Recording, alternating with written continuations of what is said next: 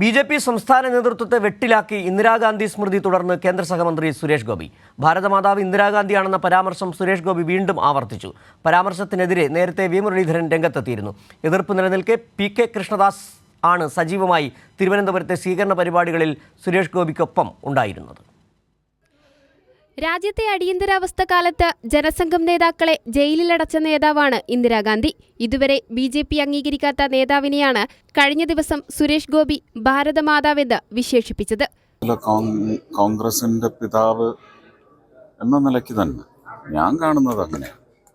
ഇന്ദിരാഗാന്ധിയെ ഭാരതത്തിന്റെ മാതാവ് എന്ന് കാണുന്നത് പോലെ ലീഡർ ശ്രീ കരുണാകരനെ, അതിനു മുമ്പ് അദ്ദേഹത്തിന്റെ മുൻഗാമികളൊക്കെ ഇതിന്റെ ഫൗണ്ടേഴ്സ്, കോ ഫൗണ്ടേഴ്സ് ഒക്കെ ഉണ്ടാവും. അവരോടൊന്നും അപമര്യാദയല്ല.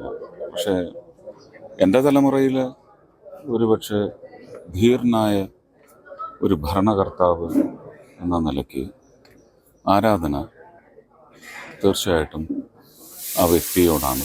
പ്രസ്താവനയിൽ വി മുരളീധരൻ എതിർപ്പ് പ്രകടിപ്പിച്ചിട്ടും വീണ്ടും സുരേഷ് ഗോപി നിലപാടിൽ മാറ്റമില്ലെന്ന് തിരുവനന്തപുരത്ത് നടന്ന സ്വീകരണ പരിപാടിയിൽ ആവർത്തിച്ചു. ഉപയോഗിച്ച പ്രയോഗത്തിൽ തെറ്റ് പറ്റിയിട്ടില്ല എന്ന് ഞാൻ അടിയുറച്ചു വിശ്വസിക്കുന്നു. കരുണാകരൻ കേരളത്തിലെ കോൺഗ്രസിന്റെ പിതാവാണ്. ഭാരതം എന്ന് പറയുമ്പോൾ മാതാവാണ് ഇന്ദിരാഗാന്ധി എന്നത് ഹൃദയത്തിൽ വെച്ചുകൊണ്ടാണ്. അല്ലാതെ രാഷ്ട്രപിതാവ് മഹാത്മാഗാന്ധിജിയും രാഷ്ട്രമാതാവ് ഇന്ദിരാഗാന്ധിയും എന്ന് പറയുന്ന വ്യംഗ്യം പോലും അതിൽ.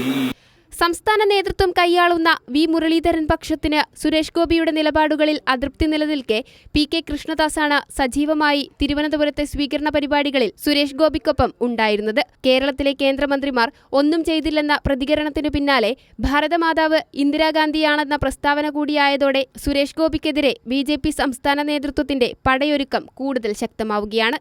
കൈരളി ന്യൂസ്, തിരുവനന്തപുരം.